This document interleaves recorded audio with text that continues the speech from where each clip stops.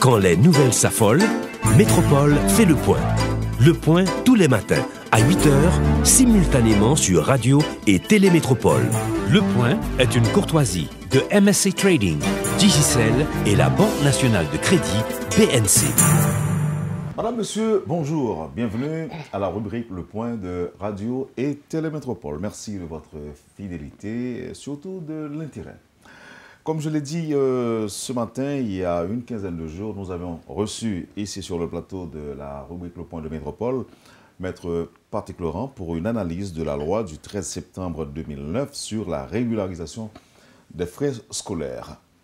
Évidemment, l'auteur de la loi, je parlais de l'ancien sénateur Kelly Sébastien, est intervenu pour faire le point sur la question suite aux nombreuses réactions enregistrées après l'émission de Maître Patrick Laurent.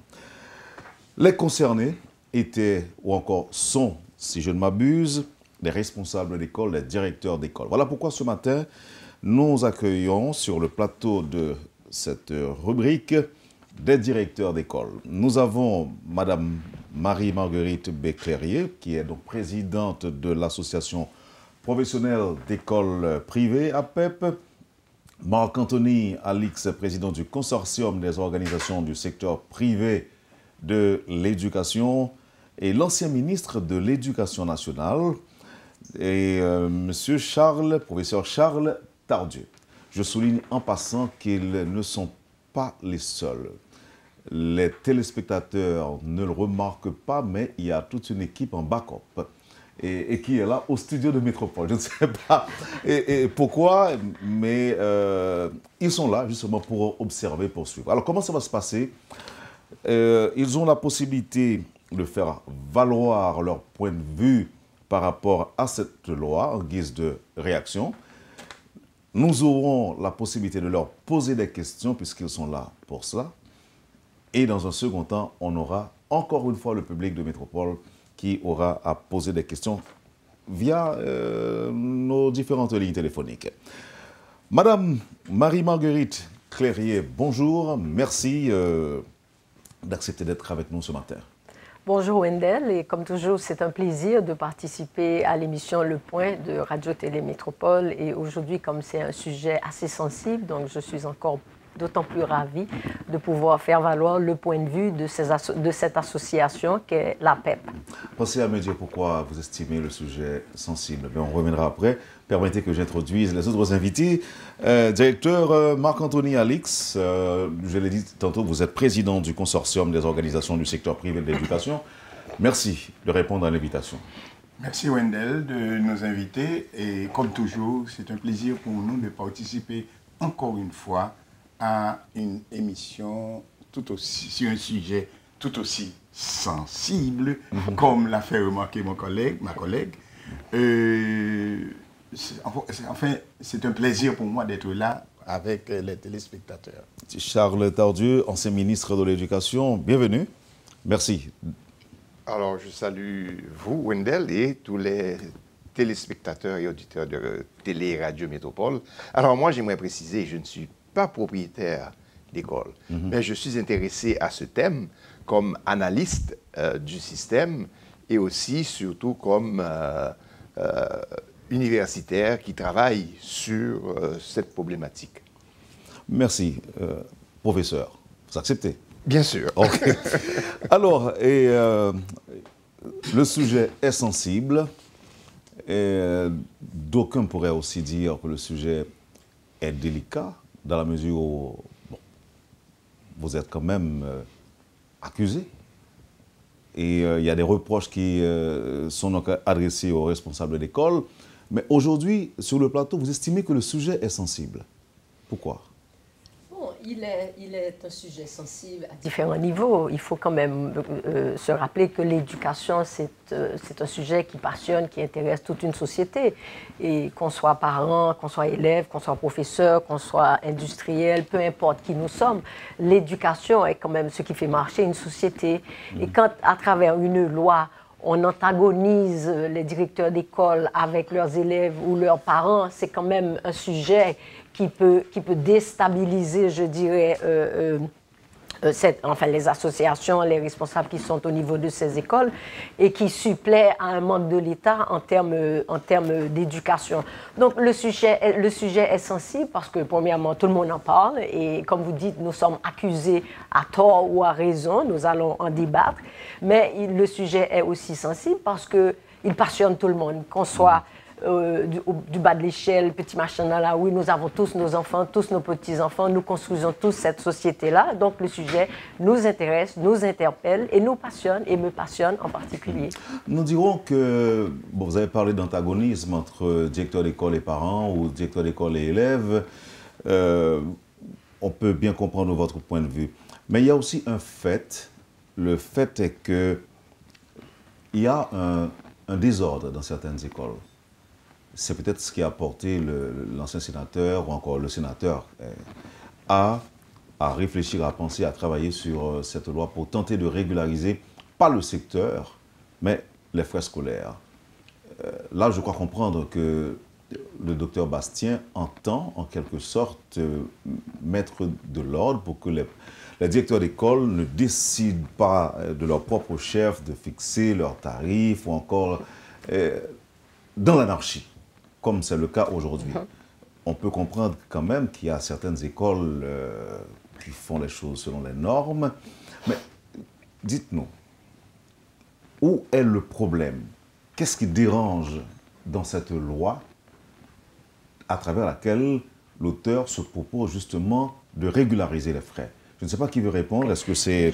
Je vais dire un mot avant de passer la parole parce que ça me trotte à la tête. Les femmes d'abord. Ouais, je voudrais dire quelque chose. Il faut d'abord qu'on sache que c'est la première fois, c'est la première loi qui s'intéresse à l'éducation, mais dans son aspect financier. On n'a jamais vu ça. En général, on structure les lois en fonction de déterminer la qualité à proposer, les prérequis à imposer. Et pour une première fois, c'est une loi qui s'intéresse aux frais scolaires. Ça, c'est un.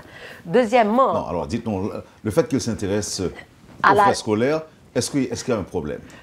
Nous allons, laissez-moi d'abord dire et souligner, je ne voudrais pas manquer à ce devoir de reconnaître que le sénateur, l'ex-sénateur M. Kelly Bastien était peut-être bien intentionné. Parce que c'est vrai, nous tous ici, nous reconnaissons qu'il y a eu quelque part au niveau de certaines écoles, de certaines institutions, il y a eu de la dérive, il y a eu vraiment des abus et je suis là pour le signaler moi aussi.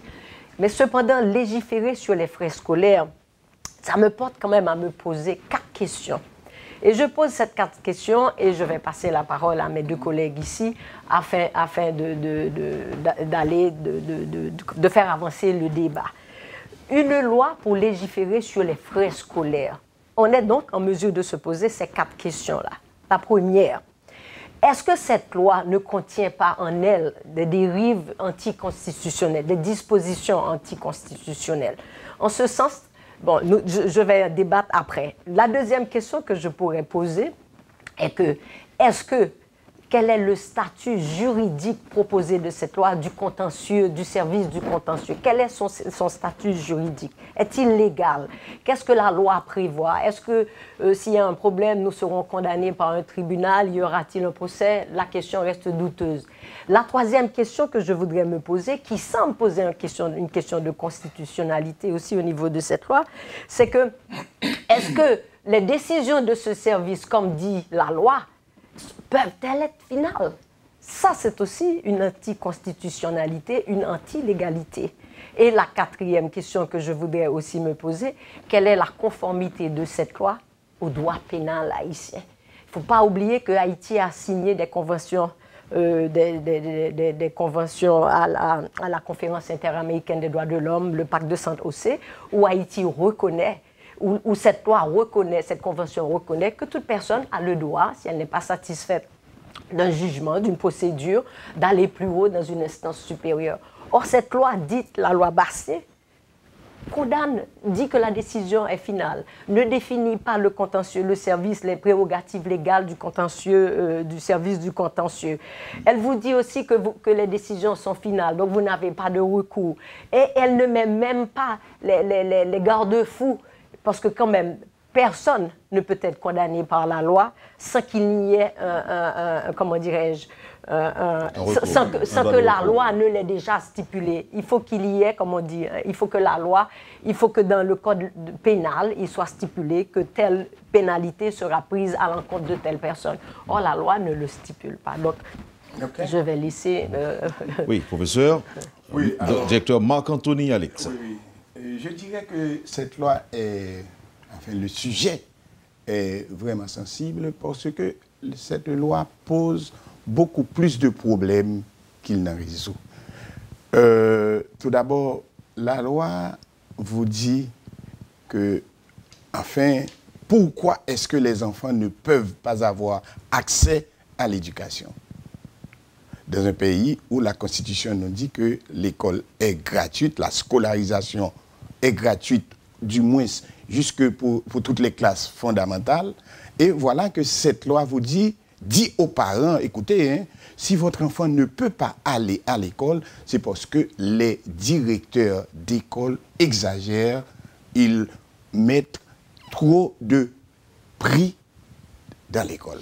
Alors l'accès... Alors, la loi met certaines restrictions pour empêcher les écoles d'augmenter considérablement les frais scolaires chaque année. Mais avant d'en arriver là, il vous dit que c'est vous qui empêchez aux enfants d'aller à l'école. Or, dans un pays où la demande d'éducation est très élevée, il y a des pays, vous savez, l'État paye les parents pour envoyer leurs enfants à l'école. Il leur donne une sorte d'indemnité pour qu'ils envoient leurs enfants à l'école.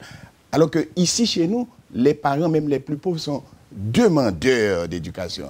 Et l'État ne met pas suffisamment d'écoles pour les parents, pour les enfants. Et en même temps, le secteur privé, à partir du décret de 1974, eh bien, il a été dit que le secteur privé peut ouvrir des écoles en attendant que l'État crée des écoles publiques. C'est depuis 1974. Donc vous imaginez, ça fait déjà 4 décennies et quelques années en plus. Jusqu'à présent, ces écoles manquent. On est à quel pourcentage jusqu'à présent? On est à 80%? Mais on dit 80%. On dit 80%. Il y a des chiffres qui disent jusqu'à 86%. Ouais. Oui, imaginez, en 1974, on était presque moitié-moitié privé-public. En 1974, on était presque moitié-moitié. Maintenant, voilà cette loi qui vous dit que c'est vous qui empêchez aux enfants d'aller à l'école. Deuxièmement, cette même loi vous dit, écoutez, si un mineur, un élève, se trouve en contravention avec cette loi, cet enfant paye à l'État une amende de 5 000 gourdes pour le compte du ministère de l'Éducation nationale. C'est l'enfant ou le parent? Non, c'est clairement dit, hein, c'est clairement dit, si vous permettez. C'est, je crois, à l'article 3. Non, ce n'est pas l'article 3, c'est l'article 9.2, 9.1. Voyons.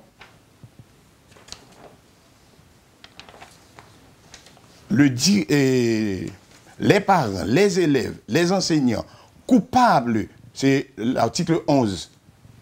Les parents, les élèves... C'est dans le chapitre traitant des sanctions, c'est ça? Oui, les parents, les élèves, les enseignants coupables de complicité ou de violation de la présente loi versent une amende de 5 000 gourdes à la DGI. Les élèves, c'est clairement mentionné, hein, les élèves. Alors, imaginez une loi qui dit qu'un mineur devra payer une amende. Hein? Donc, autant de problèmes, mais maintenant, les gens ne lisent pas suffisamment entre les lignes pour voir tous les problèmes. Mais quant au considérant, mon Dieu, c'est... Ouais. Monsieur Tardieu? Oui. Alors, je vais renforcer dans ce sens. La loi est anticonstitutionnelle, il faut qu'on soit clair là-dessus. La Constitution de 87 et la Constitution amendée enjoint à l'État haïtien de fournir des services éducatifs et scolaires gratuits, y compris la fourniture de manuels scolaires pour les 6 premières années de l'enseignement. On est clair. Donc l'État a la responsabilité, l'État a le devoir de fournir le service éducatif. sans discussion. Autrement dit. Cette loi n'a pas d'objet. Elle est anticonstitutionnelle. Oui, et ce que je disais tantôt aussi, en me posant la question, est-ce qu'elle ne contient pas des dispositions anticonstitutionnelles?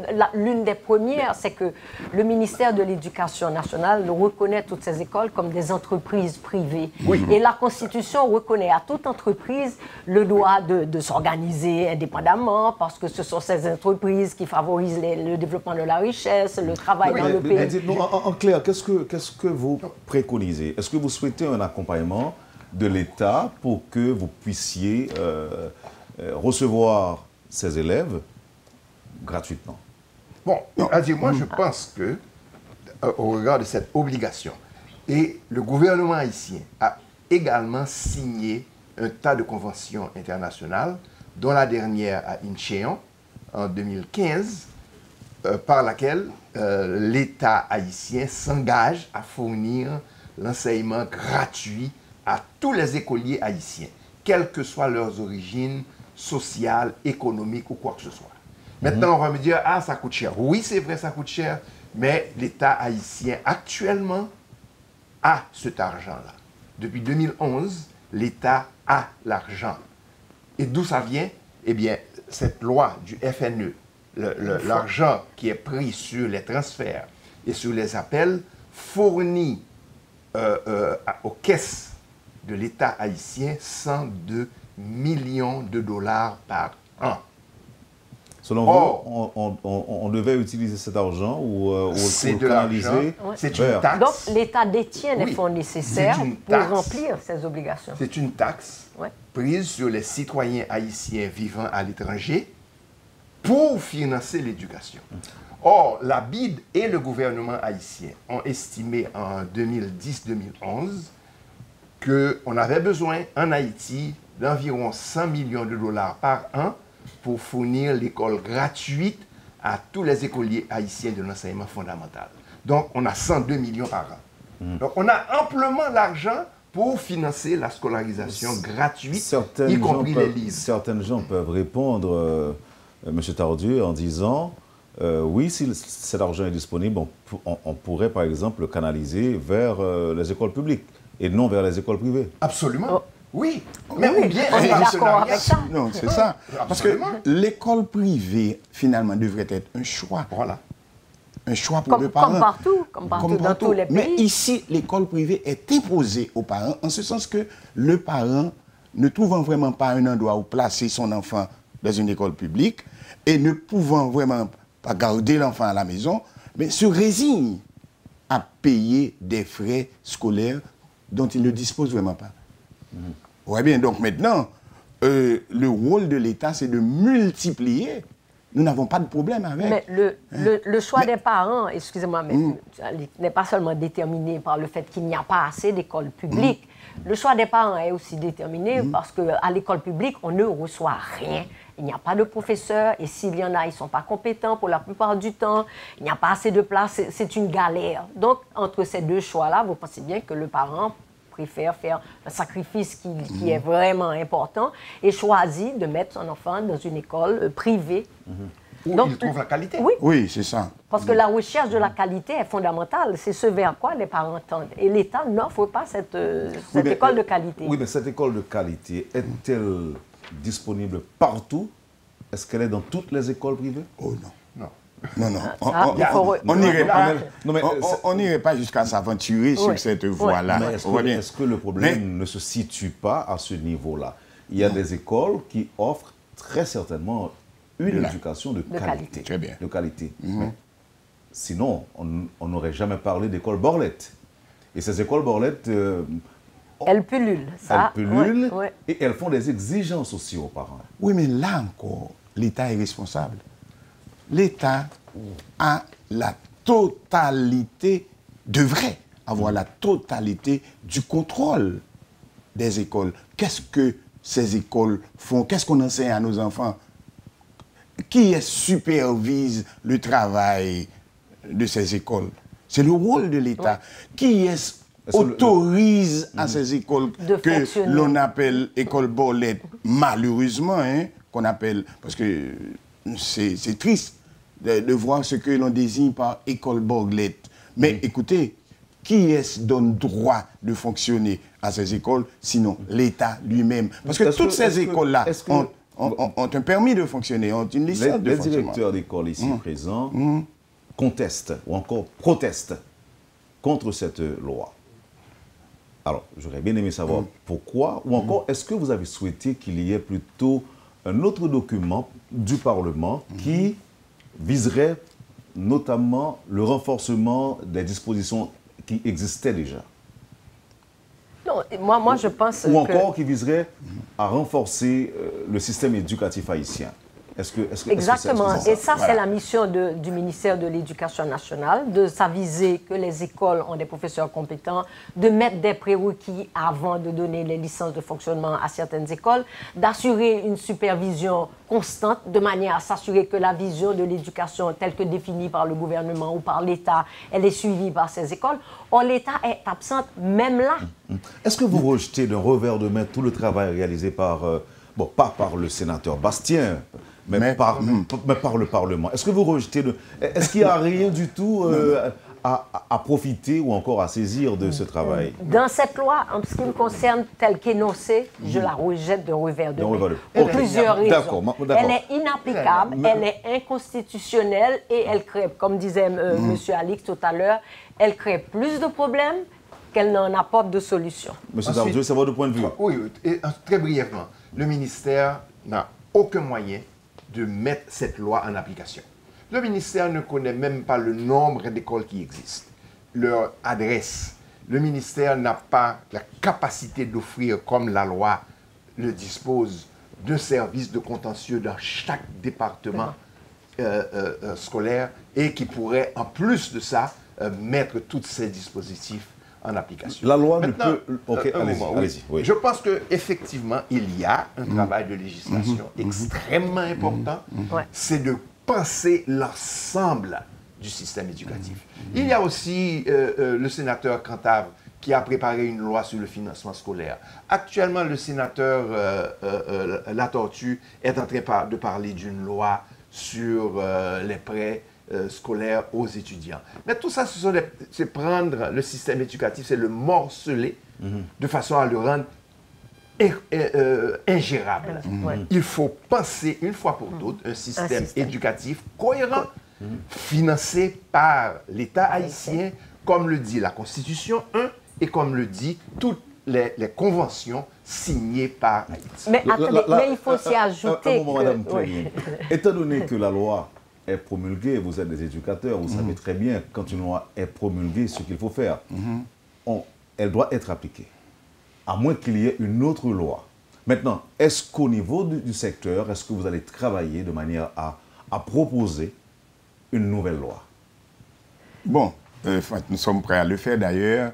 Personnellement, j'ai rencontré des responsables d'éducation au niveau du Parlement. Nous avons travaillé avec le président de la commission éducation au niveau du Sénat. Nous avons eu une émission. Donc vous y pensez? Non seulement nous y pensons, mais nous travaillons là-dessus. Mais nous pensons que nous ne pouvons pas le faire seuls. Et c'est ce qui est arrivé à cette loi. Vous voyez bien, le sénateur Kelly Sébastien a travaillé seul, sans consulter ceux-là qui sont sur le terrain, qui connaissent les problèmes, les vrais problèmes, et qui sont de bonne volonté quand même. Au cas où le sénateur serait, par exemple, victime des exigences de quelques écoles privées, ça peut le sénateur serait victime. Non, mais écoutez, en tant que père de famille. Non, mais écoutez, s'il a des écoliers, s'il a des enfants qui... Bon, il doit y avoir des... Mais c'est très grave, ça. C'est très grave, ça. Non, si c'est ça qui l'a animé, parce que je suis victime de la mauvaise foi, du mauvais comportement de quelqu'un, puis je généralise que tout le secteur est comme ça, et puis je prends une loi punitive. Ok, en parlant de loi punitive, je vais vous demander votre réaction sur un ou deux points de cette loi. Et vous me direz là où vous le trouvez, en fait, ce qui cloche, là où cela cloche. L'augmentation des frais d'entrée annuels et des scolarités mensuelles scolaire ne peut être envisagé que tous les 4 ans. Où est le problème? Bon, aberration totale, capitale. Laisse-moi, voyons ensemble. Si nous prenons seulement le coût de la craie de 2015 à 2017, en 2015, la caisse de craie se vendait 2400 goudes et en 2017, cette même caisse de craie se vend 6350 goudes. Okay. Imaginez quelle augmentation ça vous fait. Mais plus près de nous, monsieur Théodore, plus près de nous, la semaine dernière, au sein de l'école, pour faire fonctionner la génératrice, j'achetais une certaine quantité de diesel. La semaine dernière, à 2900 goudes. Je l'ai payé hier à 3200 goudes. Donc, c'est une aberration que monsieur Kelly Bastien puisse penser gérer une école, les finances d'une école. L'école étant une entreprise privée, elle a droit à ses calculs en fonction de ses coûts, en fonction de... Et même de ses profits. Même la Bible reconnaît le droit au profit, ce que M. Bastien semble vouloir rejeter. Mais là n'est pas le propos. Le propos est que pour administrer une école, il y a un coût. Et M. Bastien ne peut pas dire qu'on ne peut pas changer le prix. Après 4 ans, l'inflation en Haïti, vous savez qu'elle est galopante. Vous pensez que, je vous dis, la semaine dernière, monsieur Alix vous fait référence de 2015 à 2017, combien ça a augmenté? En 15 jours, 18% d'augmentation. Et vous savez que l'effet que ça a, l'augmentation de la gasoline sur tous les autres services de ce pays, puisque c'est un produit, comme on aime à l'appeler, transversal. Donc, tous les coûts vont augmenter et vous dites qu'on ne peut attendre que 4 ans. Eh bien, vous encouragez tout le secteur privé à dire nous fermons nos écoles parce que pour tous les soucis que ça génère, ça ne vaut plus la peine. Et ensuite, je dois ajouter aussi qu'à ce moment-là, cette loi est anti-qualité parce que les enseignants ne peuvent pas améliorer leurs compétences et réclamer un dû en fonction de l'amélioration de leurs compétences. Donc, vous êtes condamné à maintenir un enseignant à son niveau de vie il y a 4 ans. C'est aberrant. C'est-à-dire, à ce moment-là, qu'est-ce que vous assurez? Vous assurez que les meilleurs enseignants, les mieux qualifiés, vont aller ailleurs. Donc, quitter le secteur. La loi fixe le pourcentage à 10%. En moins de 15 jours, il y a une augmentation de 18% qui va se répercuter sur tous les autres produits. Ou vous ne pensez pas que c'est une loi qui est inapplicable, qui n'a pas été réfléchie, et je pense qu'un législateur ne devrait pas rentrer dans toutes ces questions d'argent et de finances. Ça appartient aux entreprises. Des entreprises. OK. Et monsieur Marc-Anthony Alix, vous êtes président du consortium des organisations du secteur privé de l'éducation. À quel pourcentage, par exemple, on estimerait les écoles qui donnent une éducation de qualité et qui réunissent aussi les conditions pour faciliter l'épanouissement des écoliers ou encore des enfants? Bon. À quel pourcentage? Au niveau du secteur privé, ces écoles sont à 50%, à 60% ou à 70%? Bon, c'est un peu difficile à dire parce que les écoles, les unes aussi bien que les autres, font des efforts constants suivant les moyens mis à leur disposition. Mais je dois vous dire que j'ai constaté... Est-ce que l'argent reçu des parents, par exemple, est investi dans l'école pour permettre un bon épanouissement de l'enfant? Mais je n'irai pas... Est-ce qu'il y a des toilettes? Est-ce qu'il y a... Bon, je peux vous parler... Parce que je suis directeur d'école aussi. Oui, mais vous êtes président du consortium du COSPE. Mais avez-vous visité toutes ces écoles? Non, est-ce qu'elles fonctionnent? Nous avons des écoles. Les normes? Écoutez, nous avons des écoles un peu partout dans le pays. Un peu partout. Dans tous les départements, d'ailleurs, il y a une antenne du COSPE dans chaque département. Oui, bien, mais ça va être impossible. Même le ministère de l'Éducation nationale, avec tous les moyens dont il dispose, n'arrive pas à le faire. Vous voyez? Mais je peux vous dire que j'ai visité beaucoup d'écoles. Plus de 60% des écoles membres de notre organisation font des efforts constants pour s'améliorer d'une année à l'autre. Bien entendu, les sous ne sont pas toujours au rendez-vous. Parce que, imaginez, il y a beaucoup d'écoles qui disent pas de frais scolaires, pas de frais d'entrée. Alors, comment est-ce que vous vous attendez à trouver de la qualité dans ces écoles-là? Parce que l'éducation, ça a un coût, ça a un prix. Est-ce que vous comprenez bien? Donc, maintenant, quand l'école vous dit pas de frais scolaires, et elles sont nombreuses, ces écoles-là, qui affichent pas de frais scolaires, pas de frais d'entrée.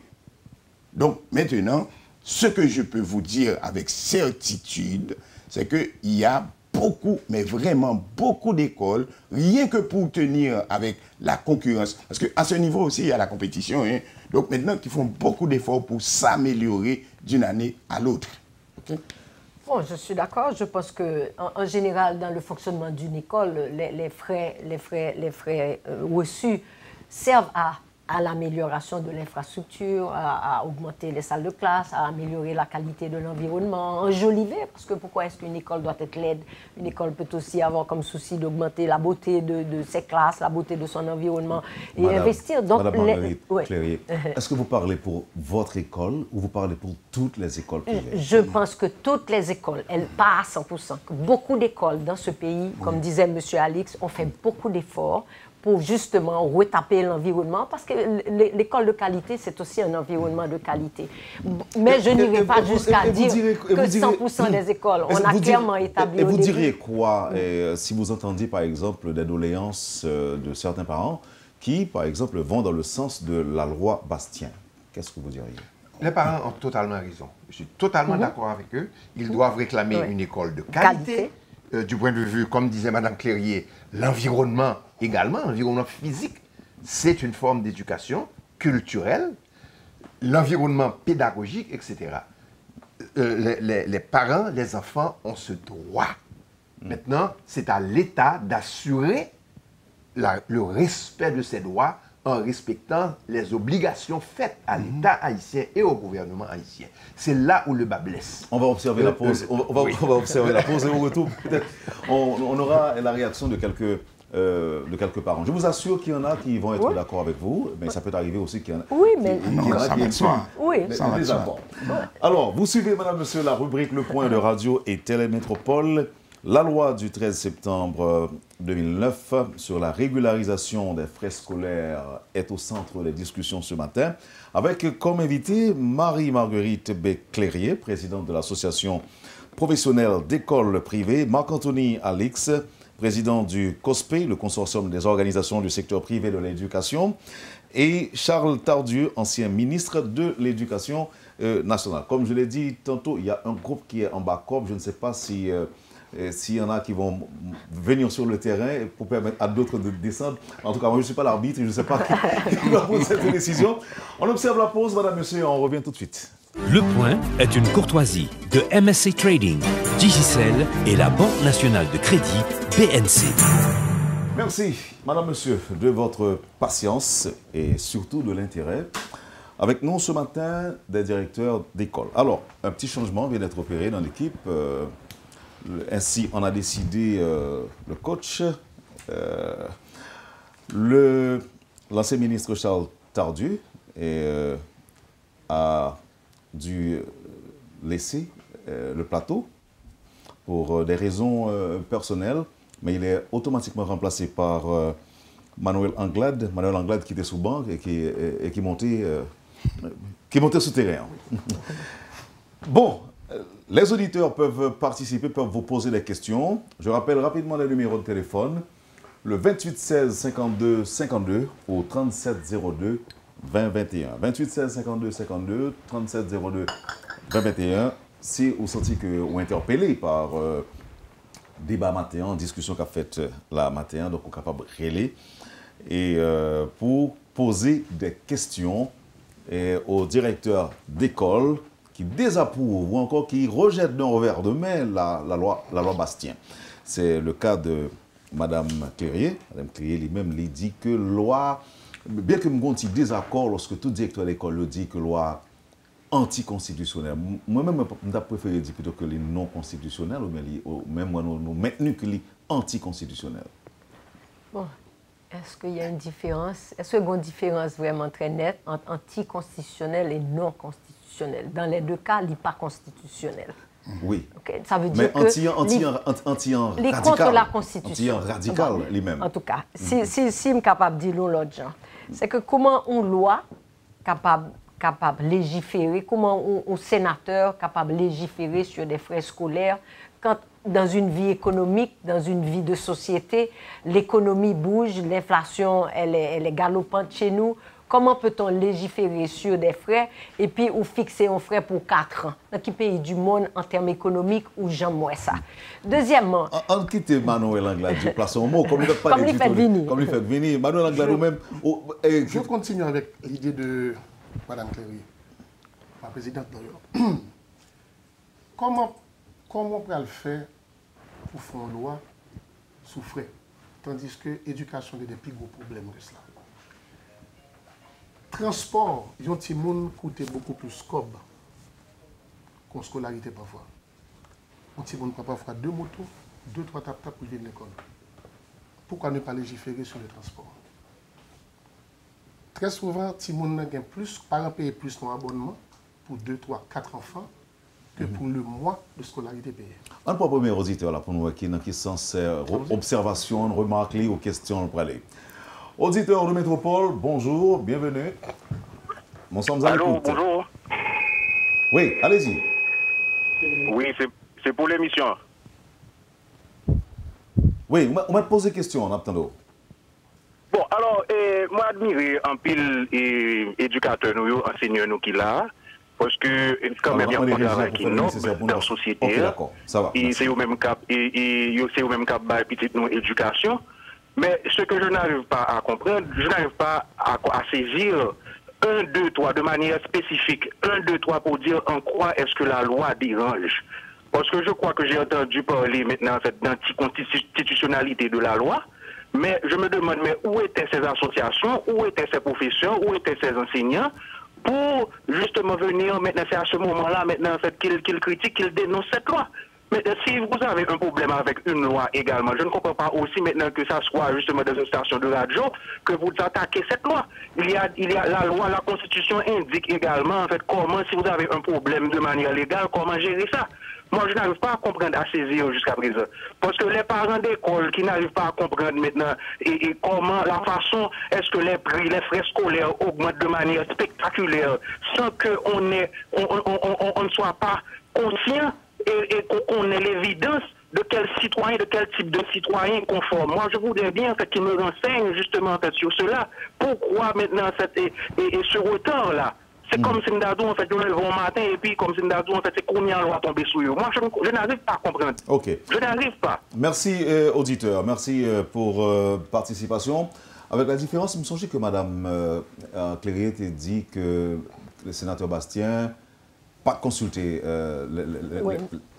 Qu'est-ce qu'il a dit ça? C'était vous-même ou bien? Bon, monsieur, oui, nous tous nos avis Okay. qu'il n'a pas consulté personne. Alors, quelle réponse m'a commencé. Ok. Maintenant, depuis loi fait paraître, avant même qu'elle t'ait allé vers la promulgation, nous t'ai bail des conférences de presse, nous t'ai chita avec Bastien, nous t'ai chita avec Sénat, avec parlementaires pour nous dénoncer la loi, pour nous dire comme ça que loi pas bon. Et ce n'est pas par hasard où est loi li vini rivé dans le Palais national sous la présidence de M. René Préval, il n'est pas promulgué. Le président Martelly vini tout, il n'est pas promulgué. C'est parce que justement, gagné un bon aspect de non-constitutionnalité que nous avons trouvé dans la loi ça et que nous avons dénoncé et président ça. Les deux présidents qui se sont succédés au Palais national, dans leur sagesse, dans leur grande sagesse, ils ont dit ouais, une loi comme ça, si elle publie, ça va créer plus, si elle promulgue, il va créer plus de problèmes que le résoudre de problèmes. Et ce n'est pas par hasard, loi arrêter tout ça. Nous travaillons pour ça. Ok. Pour le patrimoine. On allait avec le deuxième auditeur et moi espérer après l'émission, on a vraiment tiré quelque chose qui peut être capable de canaliser des décideurs. Auditeur de Métropole, bonjour. Bonjour Métropole. Bienvenue. Ok, merci. C'est bien dommage que le parlementaire travaille sans consulter nous qui concernent.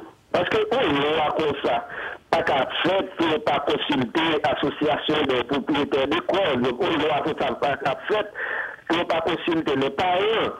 Ok, nous pas ni pour ni contre loi, mais sauf que loi qui avant aval, et professeurs, et propriétaires d'école, et parents.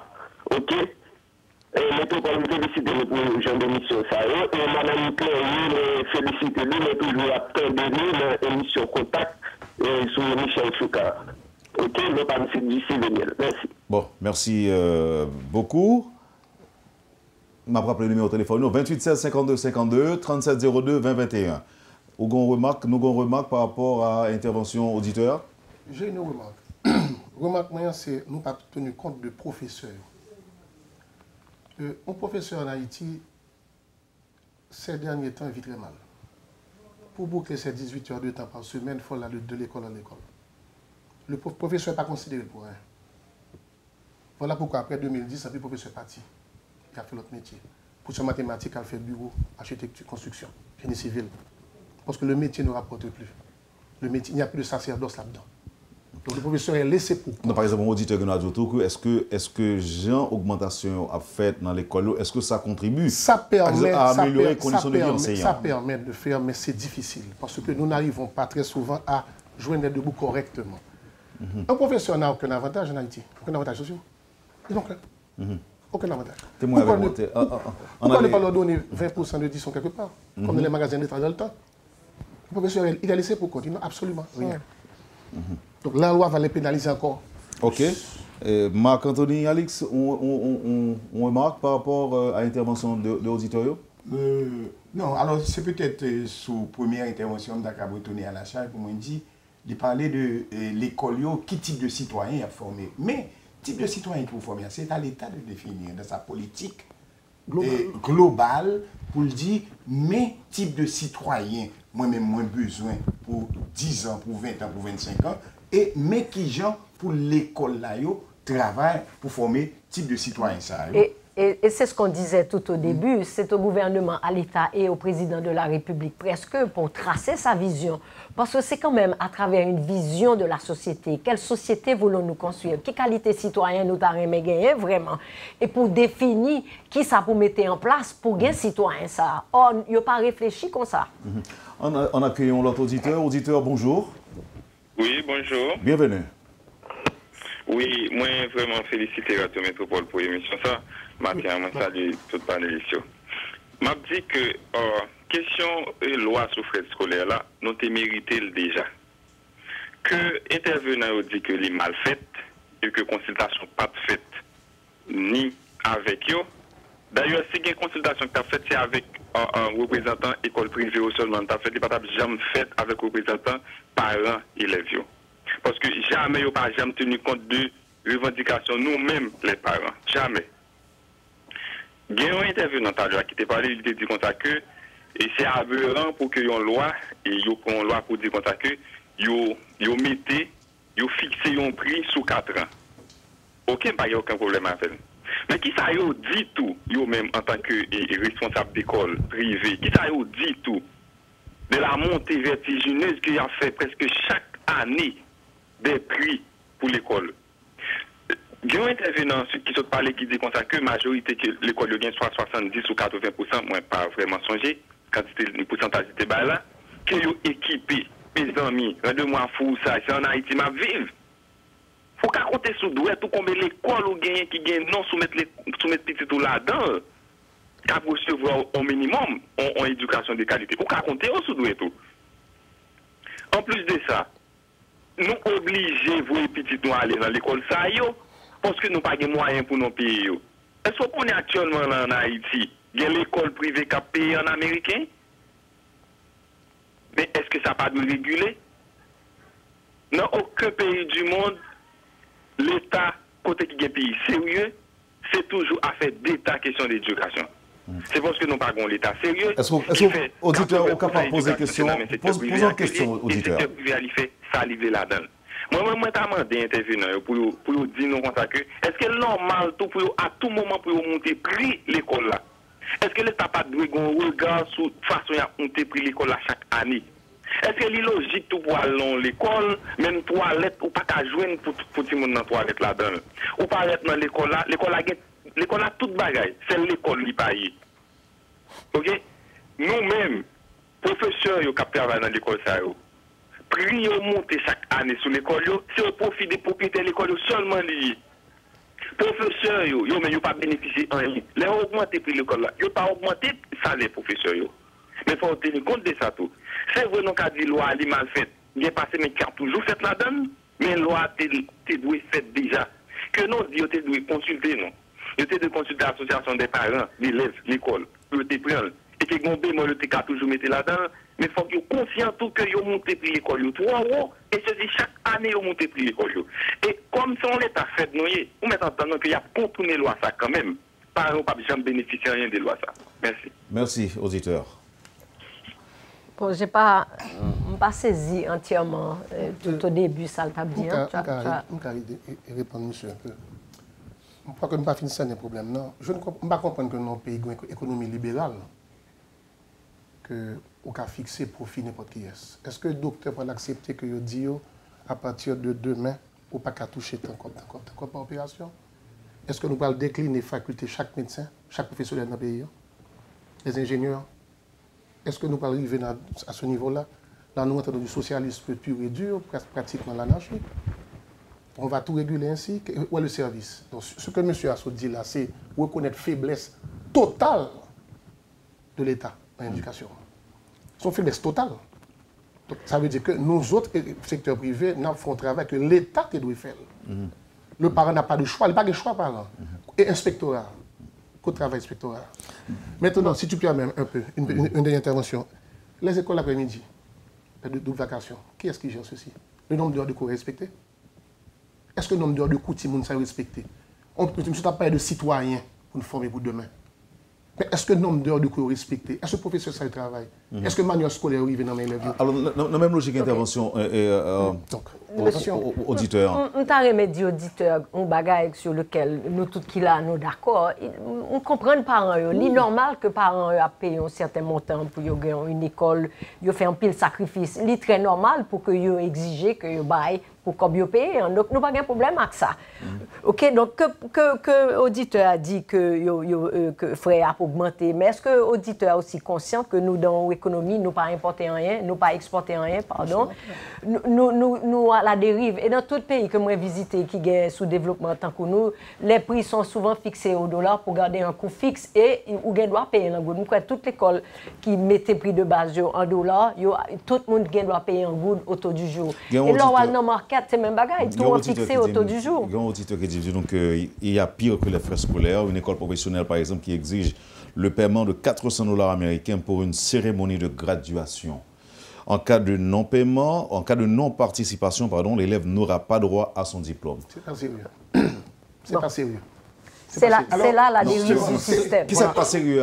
Question on ne peut pas faire injonction à un enfant parce que le parent n'a pas payé une graduation. C'est pas sérieux. L'enfant paye pour son éducation. Nous-mêmes, nous parlons toujours compte. C'est pas sérieux. Alors, le problème qui arrive, c'est que moi-même, en tant que responsable d'organisation, en tant que directeur d'école, je ne peux pas réguler le système en la place de l'État. Je peux, par exemple, travailler avec des collègues pour nous dire, maintenant, voilà les normes que nous-mêmes nous décidons pour nous observer. Ouais. Il y a 17 000 écoles en Haïti environ. On a dit 17 000, mais est-ce que pas gain plus? Reconnu. 17 000 écoles. Pas vrai? Donc maintenant, lorsque nous-mêmes, nous sommes directeurs d'école, nous sommes une organisation, nous avons essayé de travailler parce que nous avons choisi pour nous vivre en Haïti. Donc maintenant, nous avons intérêt à ce que les choses... Un peu l'autre auditeur, parce que là, avant, nous ne risquons pas qu'à prendre pile encore, parce que nous sommes presque finis. Et auditeur, bonjour. Oui, bonjour. Auditrice. Bonjour. Moi, j'ai une question pour Manuel Anglade. Oui. Question que je poser. Qui ça le comprend dans ça? Chaque année, chaque rentrée classe, il touche paquet comme dans mes élèves. Élèves payés depuis 15 rivés. Non, moi, élèves pas payés. Ils vont aller. Et que quand il y a là, professeur lui-même la paye 15, 20 dans le mois suivant. Fin d'année, il fait même porte il aller. Il pas payé professeur. Et puis, les professeurs allemands touchés, ils traitent de mercenaires. Donc là, fini encore. Non seulement ça, et la paix professeur par ordre alphabétique. Qui sont comprendre dans ça? Merci. Merci beaucoup. Je voulais répondre. Non, mais c'est elle n'a qu'à passer me voir, on va en parler directement. OK. Je me ferai un plaisir de la recevoir. Et pour lui expliquer ça, tous les problèmes que nous avons. C'est un problème assez et ce particulier. Problème, justement, il n'y a pas de raison d'état social, mais si elle le veut bien, on peut en parler. Voilà. Elle n'a qu'à passer nous voir, on va en discuter rapidement. Sans se cacher derrière un microphone, au contraire, face à face, on peut en parler facilement. OK. C'est pas difficile. Mais je permets aussi, il y a des mots que je pense que c'est derrière le micro qu'on peut les dire. Il faut un minimum d'élévation et ne pas utiliser des propos difficiles, je pense, madame. OK. Et madame Clérier, on va réagir sur remarquer auditrice là ou même.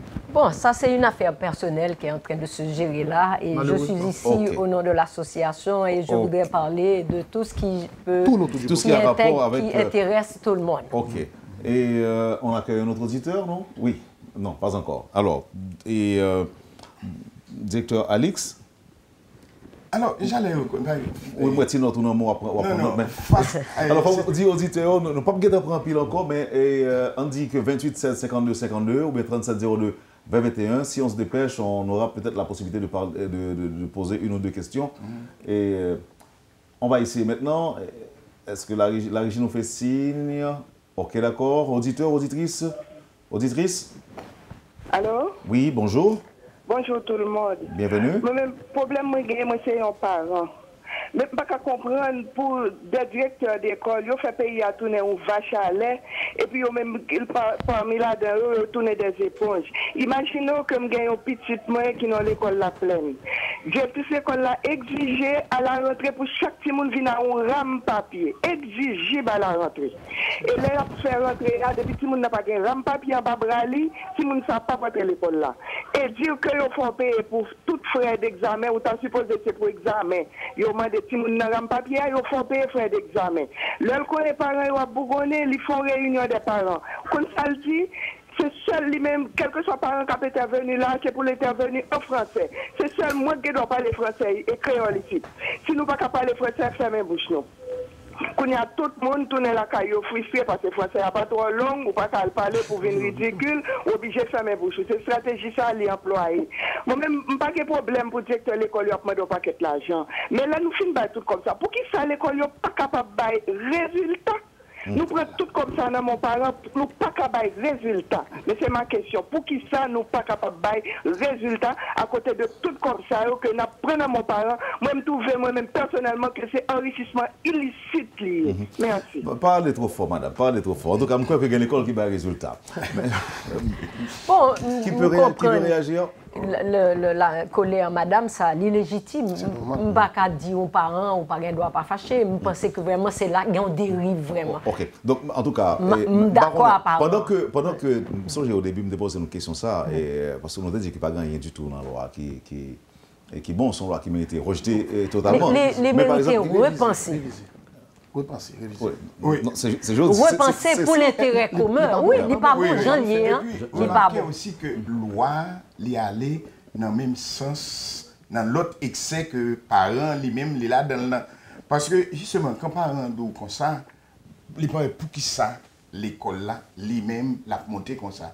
Mais l'oublier que l'école là pas isolée dans le système là. Économiquement. Oui, économiquement, l'école là, il est dans un système qui a payé en inflation perpétuelle. Ouais, si nous prenons seulement 3 ans de cela, regardez le coût du dollar et tout ça par an à consommer. L'école a augmenté une fois l'an, mais les services quotidiens que par an ont augmenté chaque jour. Les résultats, oui. Donc, il faut des résultats. Et c'est peut-être ça qui fait nous-mêmes, nous d'accord. Il faut gagner des législations et des propositions nous faire déjà en ce sens. Qui dit que, en fait, même augmentation, l'école a fait. L'État doit aller dans le sens de résultats, les bails. Par exemple, quand le ministre Manigat a commencé à publier résultats l'école, moi je pensé que c'est un bon bagage qui doit continuer par l'État haïtien. On a pour un dernier auditeur et dans 37 02 2021 ou 28 16 52 52, Madame Clérier. Non, je vais retourner sur ça. Parents, ça t'a dit que comment l'école fait des chèques comme ça et que pas de résultat. Par contre, qui ça pensait dans le résultat? Est-ce que c'est résultat académique Timounan? Est-ce que c'est service que Timounan pas jeune dans l'école pour qu'on payer? là?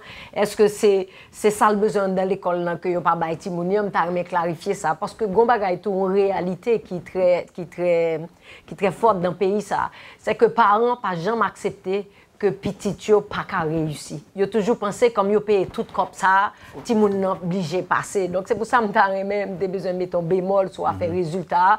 C'est pour parents commencer à comprendre tout. Quelle réaction par rapport à la question leçon particulière?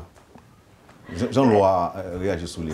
Bon, la réalité est que on dérive vraiment. Il y a un professeur qui a abusé. Ça veut dire que Madame Cléry a un bon côté loi, tout. Il y a des gens qui sont d'accord avec lui. Non, j'ai bien dit que la loi est inapplicable en ce sens que d'une manière générale, elle mérite d'être repensée. Ça part d'une bonne idée, on ne pas dire le contraire. Vous seriez prêt au niveau du secteur à coopérer, non, à contribuer, Non pas même contribuer, mais là comme partie prenante. Nous sommes acteurs sur le terrain. Maintenant, loi n'a pas fait sans nous. Donc ça veut dire nous ne sommes pas capables de dérober nous à ça. Et nous avons bien aimé contribuer à ce que nous nouvelle loi qui proposait. Est-ce que nous pas arrêter pour nous acheter avec Kelly Bastien par exemple? On est très ouvert face à ça. Écoutez. Non, même si tu as Kelly Bastien déjà au niveau des organisations, non. Chita avait lui, mais malheureusement c'était après loi, nous avons exigé que lui au moins Chita avec nous pour nous réfléchir sur la loi. Oui. Pour répondre encore à la dame qui avait fait une injonction là difficile. Montez du pas pour tourner sur lui, c'est ça. Un petit bémol pour elle, tout petit, intéressant. En 2011, quand il fallait fermer les écoles en septembre et ouvrir en octobre, ceci allait pénaliser la mensualité des professeurs. C'est nous autres qui avions été, M. Alex était là, Mme Cléry et moi, et 2 ou 3 autres personnes, dont M. Demza, nous battre à la station de radio, discuter, parler, pour faire valoir le point des professeurs, justement. Parce que les professeurs sont laissés de côté. On ne s'en occupe pas. Un professeur haïtien n'a rien comme avantage social. Il est livré à lui-même. Donc c'est un monsieur qui court en permanence. Le avant, c'est ça. Nous avons auditeur. Un bon dernier auditeur ou auditrice? Allô, oui? Auditeur, bonjour. Bonjour. Bienvenue. Oui, moi je ne vais pas poser ma émission directement et que Gongaré m'a pas comprendre moi-même. Là, je connais, est-ce que l'organisation et l'école privée au-dessus de la loi, pour qui raison loi ça va appliquer comme ça doit, pour qui raison vous obligez par un pays en fait, parce que nous-mêmes, et si nous sommes attendus là, et que les gens doivent faire cette là sont abrégation liée qu'il ne peut pas appliquer. Il a un sens. Maintenant, est-ce qu'il a mis les lois en application ou non? Et ça me le connaît moi-même. Merci beaucoup. Merci, auditeur. En fait, c'est le dernier monde que nous avons recevoir. Bon, moi, ça me dit, monsieur, pas aucune association, pas aucun citoyen, pas aucune institution, pas de monde dans le pays qui est au-dessus de la loi. Tout le monde est... Nul n'est censé ignorer la loi et tout le monde. Mais nous avons le droit de nous défendre, nous avons le droit de nous protéger et nous sommes en tant qu'association, nous sommes en train de nous mettre ensemble, pas pour jouer aux rebelles ou quoi que ce soit, mais au contraire pour entamer, et c'est le message que nous lançons aujourd'hui, nous voudrions bien participer à une loi qui permettrait justement de restructurer, de refonder le système haïtien en vue de donner à chacun et à tous une éducation de qualité pour le citoyen d'une société en développement. Nous ne pouvons pas recevoir auditeurs encore malheureusement, mais nous avons invité surprise là. Et c'est... Maintenant, pour baisser volume radio pour nous, c'est sénateur Kelly Bastien qui est là. Docteur Bastien et directeur de l'école là. Premier, c'est maintenant, il faudra très bref parce que nous sommes déjà au-delà de l'heure. Est-ce que vous gagnez un point où vous voulez faire valoir rapidement à partir de réaction qu'on tendait là matin? Allez-y, bonjour. Ok, bonjour, moi je salue tout le monde qui a regardé, qui a écouté Radio Métropole. Je salue le directeur de l'école qui est là. Et moi, je m'attendais tout le débat parce que je m'étais occupé de mon fait. Mais dernière intervention là, c'est l'intervention madame qui parlait avec une position de sagesse que m'appréciait et me dit ça. Je n'ai pas de prétention, loi pas de prétention pour résoudre depuis ces problèmes qui sont dans l'éducation. Il ne peut pas parler de qualité, il ne peut pas parler de formation professeur, il parle de problème. On voulait l'accessibilité financière, ce n'est pas même l'accessibilité géographique. Maintenant, si il y a fond loi, il concerne tout le monde. ni parents, ni professeurs, ni directeurs de l'école, etc. Donc, il faut qu'on dialogue. Mais ça m'a précisé, c'est qu'avant la loi de publiée, nous avons fait en compte Kaiser Gilles avec l'association de directeurs de l'école privée. Et nous avons dit, je ne vais pas rien pour le faire contre eux, pas une opinion qui peut aider la loi, permettre de faciliter dans l'intérêt de tout le monde. Une semaine après, ils ont publié dans Novelis un article qui contre loi et qui attaque personnellement. Alors, nous avons cherché dialogue, nous avons cherché que nous chita pour nous entendre nous, et puis qu'on y a eu un rendez-vous, puis un document qui baille toute opinion par eux, tout ça qui a changé dans la loi, tout ça qui a fait en tenant compte de l'intérêt de la population et l'intérêt par eux, parce qu'il y a fait business, je ne demandé pour faire un investissement à perte, et puis ils n'ont pas jamais rencontré encore. Ça nous fait nous-mêmes, des marches à nous expliquer. C'est que comme parlementaires, nous travaillons pour un pays, il faut nous ouvrir. Ouvert à la société civile, ouvert à tout citoyen, quel qu'il soit, quel que soit sa haute pensée. Et tout autant qu'il y a une loi qui fait dans le consensus qui est là, il est plus bon, mais je dis à ni moi ni yo, nous conscients que pour la pays, ça, tout autant l'école a plus cher comme ça, et bien qu'on y a, nous connaissons plus de monde qui ne peut pas aller à l'école. Comment l'État, avec le secteur privé de l'éducation, cachent ensemble pour faire un partenariat qui permet de nous améliorer la qualité de l'éducation, nous améliorer l'accessibilité de l'éducation pour que nous créions le développement. Vous imaginez aujourd'hui à Wendell, nous gagnons 2 petits monde que vous demandez avant moi, mais à finir, il faut me payer 150 000 gouttes pour eux. Pour qui ça? Pour qui ça? Comme qui ça? Pour payer en première partie.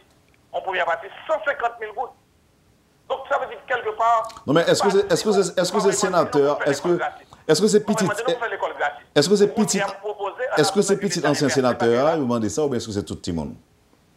Non, l'école là. L'école là, c'est pas moi qui a fait. C'est l'école là où m'a dit. C'est l'école là où m'a dit. Mais on ne va pas demander pour nous faire l'école gratis. D'ailleurs, l'État qui a fait l'ensemble avec nous.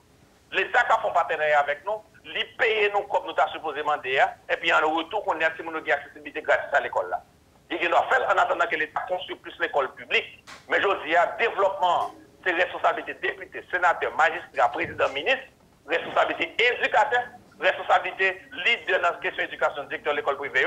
Parce que si demain matin, nous avons moins de monde qui connaît lire, nous avons moins de monde qui connaît écrire, moins de monde qui à l'école, conséquence ça, c'est sur nous toute la tomber. Et ça fait dialogue, ça me bien content. Chercher au Parlement, chercher au gouvernement, faire proposition, et puis dans le respect l'un pour l'autre, nous allons avancer, nous allons améliorer, nous allons changer. C'est ça me plaisir et me dit nous merci. Merci beaucoup, Dr Bastien. Ok, messieurs, dames. Voilà. Alors, rapidement, moi, je suis capable de dire, peut-être que le sénateur Kelly Bastien a rencontré des directeurs isolés. Mais moi, personnellement, en tant que secteur, représentant d'un secteur organisé, nous venons au courant de loi seulement la loi fin votée par les deux chambres. Aller dans le palais national. Tout à fait. Bon, et qui ça nous tire là aujourd'hui? Nous tirons que Kelly Bastien, auteur loi, il n'y a pas de problème avec le dialogue là. Exactement. Il dit que... Et c'est point de vue par nous tous. Okay. Nous tous qui là, nous pensons que nous remédions qu'il faut mettre de l'ordre dans la maison. Il faut mettre de l'ordre. Et on ne peut mettre de l'ordre dans la maison qu'en légiférant. Et on doit, dans ce sens, tellement qu'il y a des acteurs différents là-dedans, il faut tenir compte de toutes les sensibilités. On ne peut pas faire une loi pour réguler le fonctionnement de l'école privée sans d'abord ou pas chita avec les parents, sans ou pas chita avec les enseignants, et particulièrement sans pas chita avec les directeurs d'école privée qui ont géré 80% des écoles. Et maintenant, lors de l'école privée, il y a du meilleur et du pire là-dedans. Ou pas capable de dire, ou pas capable de prendre une note pour généraliser, pour dire, c'est ça l'école privée. L'école privée, c'est un mélange de tout et de tout là-dedans. Du bon et du moins bon. L'inspectorat doit faire son travail. Doit faire son travail. Messieurs, madame, messieurs, moi, je voulais remercier nous. Et nous te mettons disponibles pour faire l'équilibre. D'abord, merci au sénateur Kelly Bastien qui est intervenu pour faire valoir positionner parce que si ce n'est pas œuvre, nous n'étions pas là. Mais il est quand même... Il est ouvert, c'est déjà tant mieux. Et il est bon aussi de poser les problèmes. Et là, son débat qui ouvre là sur question éducation, qualité éducation qu'a dispensé et puis frais scolaires là qui type d'intervention que l'État est capable de faire tout et pour empêcher des rives, ça vous comprenez ça. Des rives, et d'autant que nous estimons, ancien ministre Tardieu a dit que il y a un Fonds national d'éducation qui générait plusieurs millions de dollars par an et que comme ça, capable c'est effectivement investi. Donc, nous sommes capables d'une meilleure école, côté que il y a beaucoup moins de gens frustrés et au niveau de ce secteur. Ma première, c'est infiniment que le fait que l'Interactivité maintenant disponible pour le public de Métropole ce matin. Moi, j'espère que si on l'a bien pour nous discuter encore, ce sont l'autre sujet qui a un rapport avec l'éducation. Merci Manuel Anglade, merci Marc-Anthony Alex, merci Madame Marie-Marguerite Clérier, merci à Charles Tardieu qui était obligé de quitter nous. Merci encore une fois et à bientôt. Merci Wendell. Vous avez suivi, Madame, Monsieur, la rubrique Le Point de Radio et Télémétropole. Merci de l'intérêt. Passez une bonne journée avec nous et à demain. Quand les nouvelles s'affolent, Métropole fait le point. Le point tous les matins à 8h, simultanément sur Radio et Télémétropole.